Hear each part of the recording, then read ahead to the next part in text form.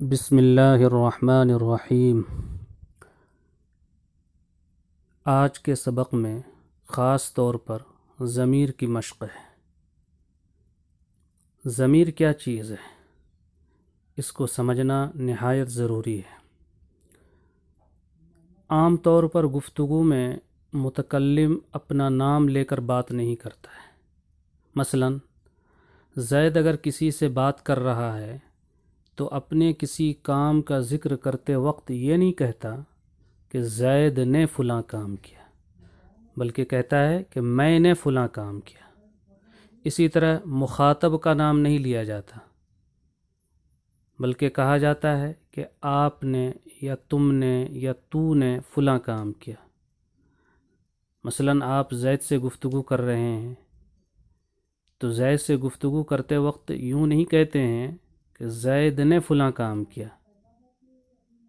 بلکہ کیا کہتے ہیں، آپ نے فلاں کام کیا، تم نے فلاں کام کیا یا تو نے فلاں کام کیا۔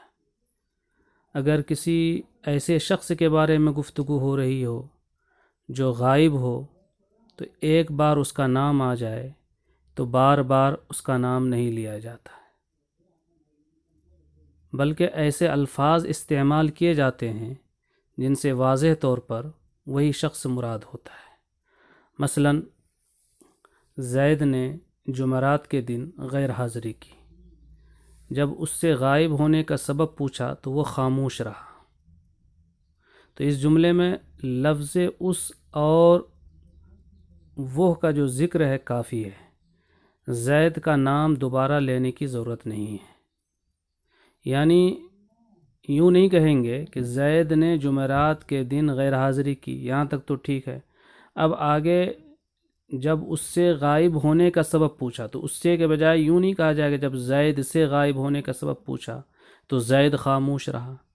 زید کا ذکر ایک مرتبہ آ چکا ہے شروع جملے میں، اب اسی سے متعلق گفتگو ہو رہی ہے، تو لہٰذا اب زید کو ذکر کرنے کے بجائے اس کی جگہ میں جو ہے ضمیر یعنی اس یا وہ جو ہے ذکر کیا جائے گا۔ تو یہ جو متکلم گفتگو کر رہا ہے اور گفتگو کرتے وقت کسی فعل کی متکلم اپنی طرف جو نسبت کر رہا ہے تو نسبت کرنے کے لیے اپنے نام ذکر کرنے کے بجائے اس کے لیے خاص لفظ مثلاً میں ذکر کرتا ہے، یا مخاطب کو کچھ کہتے وقت مخاطب کا نام لینے کے بجائے جو ہے اس جگہ آپ یا تو یا تم وغیرہ استعمال کرتے ہیں، یا اسی طرح سے غائب جس کا ذکر پہلے آ چکا ہے پھر اس کی جانب کسی دوسری چیز کی نسبت ہو رہی ہے تو اس کے لیے نام لینے کے بجائے اس کے لیے جو ہے اس وغیرہ کا استعمال کر رہے ہیں، تو یہی ضمیر ہے۔ تو خلاصہ یہ ہوا کہ ضمیر وہ اسم ہے جو متکلم، مخاطب یا ایسے غائب کے لیے استعمال کیا جائے کا ذکر پہلے گزر چکا ہو، یعنی جو متکلم کو بتانے کے لیے استعمال کیا جائے یا مخاطب کو بتانے کے لیے استعمال کیا جائے یا غائب کو بتانے کے لیے استعمال کیا جائے، جس کا ذکر پہلے آ چکا ہے، اس کا نام ضمیر ہے۔ ضمیر جو ہوتا ہے اصل میں وہ اسم ظاہر کا قائم مقام اور نائب ہوتا ہے۔ اسم ظاہر کے بغیر ضمیر کی کوئی حیثیت نہیں ہے۔ اردو زبان میں ضمائر عربی کی بنسبت کم ہیں۔ عربی میں ضمائر کی کل تعداد 70 ہے۔ ضمیر کی 5 قسمیں ہیں: ضمیر مرفوع متصل، ضمیر مرفوع منفصل، ضمیر منصوب متصل، ضمیر منصوب منفصل اور ضمیر مجرور متصل، اور ہر ایک کی 14 قسمیں ہیں۔ اس طرح سے اس کی تعداد 70 ہو جاتی ہیں۔ آج کے سبق میں ضمیر مرفوع منفصل کی مشق ہے۔ ضمیر مرفوع منفصل یہ ہیں: انا، نحن، انت، انتما، انتم، انتی، انتما، انتن، ہوا، ہما، ہم، ہی، ہما، ہن۔ انا یہ واحد مذکر اور مؤنث متکلم کے لیے آتا ہے۔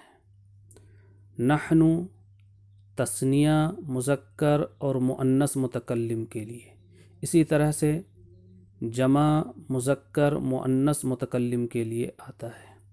انت واحد مذکر مخاطب کے لیے، انتما تثنیہ مذکر مخاطب کے لیے، انتم جمع مذکر مخاطب کے لیے، انتی واحد مؤنث مخاطب کے لیے، انتما تثنیہ مؤنث مخاطب کے لیے، انتن جمع مؤنث مخاطب کے لیے، ہوا واحد مذکر غائب کے لیے، ہما تثنیہ مذکر غائب کے لیے، ہم جمع مذکر غائب کے لیے، ہی واحد مؤنث غائب کے لیے، ہما تثنیہ مؤنث غائب کے لیے، ہن جمع مؤنث غائب کے لیے۔ یہ ہے ضمیر مرفوع منفصل کی تفصیلات۔ ان تفصیلات کو ذہن میں رکھیے اور پھر اس کے بعد جو ہے سبق کو غور سے دیکھیے اور سنیے۔ انا سالم، میں سالم ہوں۔ تو اس جملے میں انا یہ ضمیر ہے واحد متکلم کے لیے۔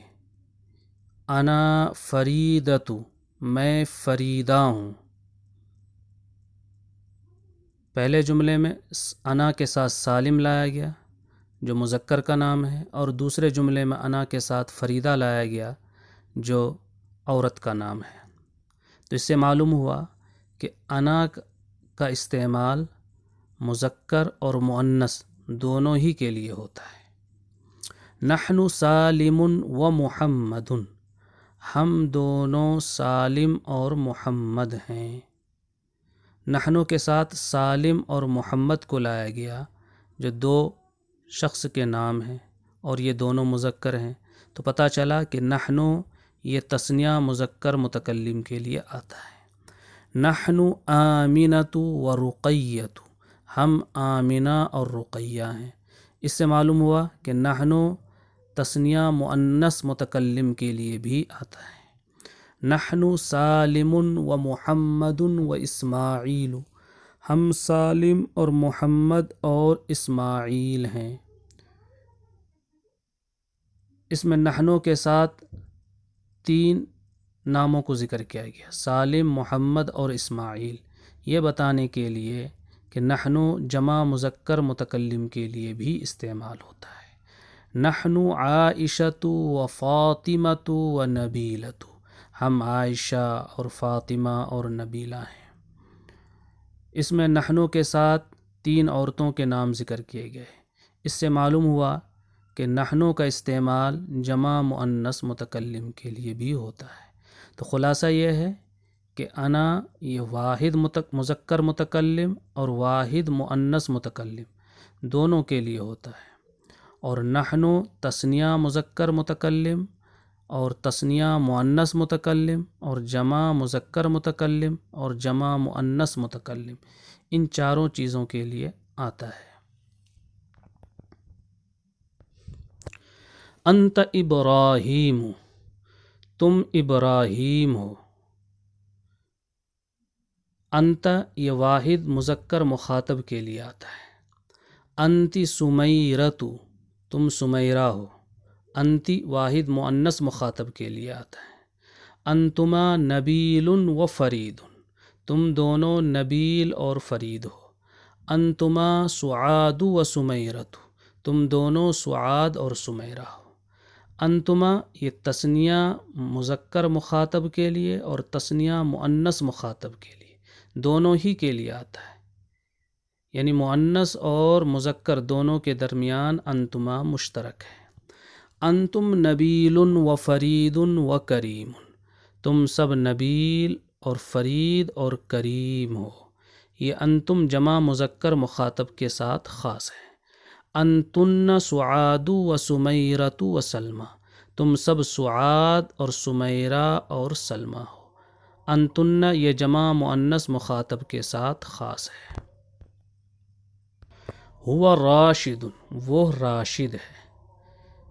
ہوا یہ واحد مذکر غائب کے لیے استعمال کیا جاتا ہے۔ ہیا ساجدۃ وہ ساجدہ ہے۔ ہیا یہ واحد مؤنث غائب کے لیے آتا ہے۔ ہما راشد و احمد وہ دونوں راشد اور احمد ہیں۔ ہما راشدۃ و نبیلۃ وہ دونوں راشدہ اور نبیلہ ہیں۔ ہما جو ہے یہ مذکر کے ساتھ ایک مرتبہ استعمال کیا گیا اور ایک مرتبہ تثنیہ مؤنث کے ساتھ استعمال کیا گیا، تو پتہ چلا کہ ہما جو ہے یہ تثنیہ مذکر غائب اور تثنیہ مؤنث غائب دونوں ہی کے لیے استعمال ہوتا ہے اور دونوں معنوں میں مشترک ہیں۔ ہم حسن و کمال و نبیل وہ سب حسن اور کمال اور نبیل ہیں۔ ہم یہ جمع مذکر غائب کے لیے آتا ہے اور اس کے ساتھ خاص ہے۔ ہن کریمت و نجیبت و فریدت وہ سب کریمہ، نجیبہ اور فریدہ ہیں۔ ہن یہ جمع مؤنث غائب کے ساتھ خاص ہے۔ تو اس سبق میں ضمیر کی مشق ہے۔ ان ضمائر کو آپ اچھی طرح زبانی یاد کریں اور کون سی ضمیر کس کے لیے آتی ہے اس کو ذہن میں محفوظ کریں اور اچھی طرح ذہن نشی کریں، تاکہ جب آگے اردو جملہ آئے تو اس میں آپ علی وجہ البصیرت جو ہے ان ضمائر کو استعمال کر سکیں، اور یہ اسی وقت ممکن ہے جب آپ اس کو صحیح سمجھ کر کے پڑھیں گے اور یاد کریں گے۔ اللہ تعالیٰ توفیق نصیب کرے۔